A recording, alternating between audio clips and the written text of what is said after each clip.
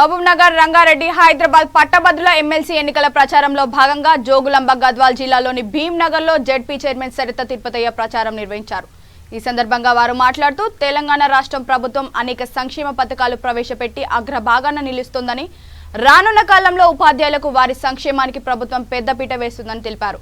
జిల్లా కేంద్రంలోని భీంనగర్ కాలనీలో ఇంటింటికి తిరిగి పట్టభద్రుల ఎమ్మెల్సీ ఎన్నికల ప్రచారం నిర్వహించారు. టీఆర్ఎస్ పార్టీ ఎమ్మెల్సీ అభ్యర్థి సురభి వాణిదేవిని గెలిపించాలని పట్టభద్రుల ఓటర్లను కోరారు.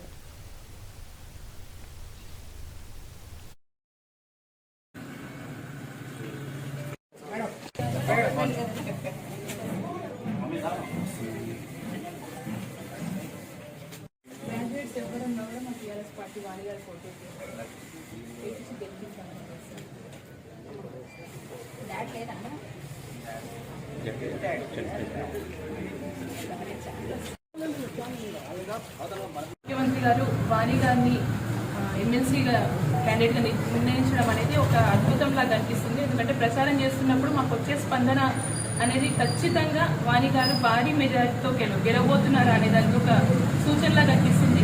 నిన్న మొన్న మీటింగ్ ఏర్పాటు చేయడం జరిగింది. అన్ని సంఘాల లీడర్లు ఎవరైతే ఉన్నారో, అధ్యక్షులు ఎవరైతే ఉన్నారో వాళ్ళందరూ కూడా అక్కడికి రావడం జరిగింది. అందరూ మాకు చాలా మంచి స్పందన కనిపిస్తున్నారు.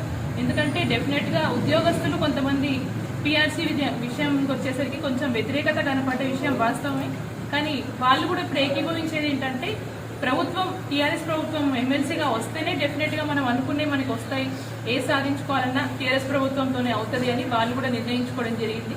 కాబట్టి అన్ని సంఘాలు కూడా మాకు భారీగా మద్దతు ప్రకటించాయి.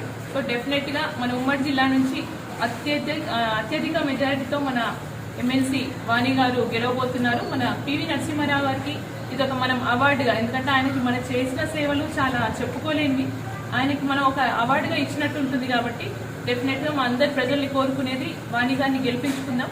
మన